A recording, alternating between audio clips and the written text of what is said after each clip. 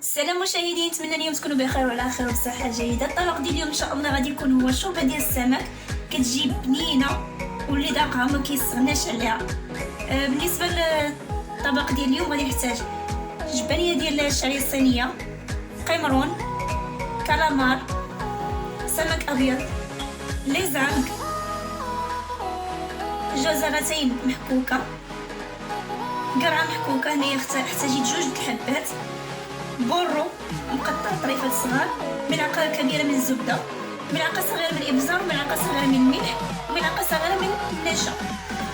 نبداو على بركه الله. في الطنجره غادي نوضع ملعقه كبيره من الزبده، جزرتين محكوكتان، قرعه خضراء محكوكه،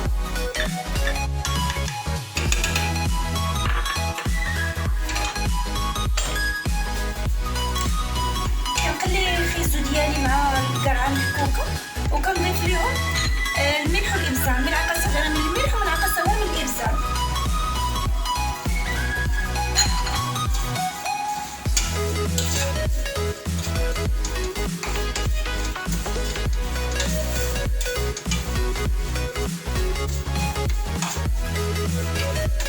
هما كيتقلاو حنا كنستمروا بالتحريك. من بعد ما تقلات هاد القرعه هي وخيزو كنضيف ليهم الكالامار،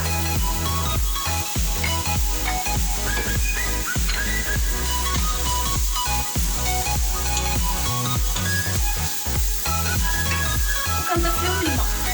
انا هنايا خديت مقدار ديال الاكل وديال الماء، نتوما على حسب القياس اللي بغيتو.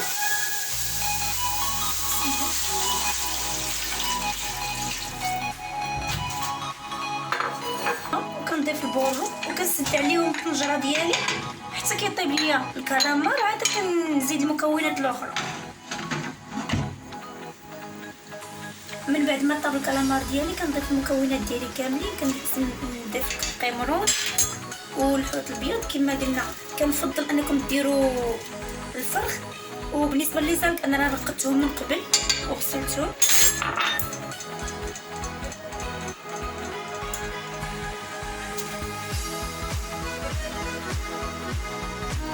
وكنضيف معلقه صغيره ديال المايزينا خلطتها هنا مع الماء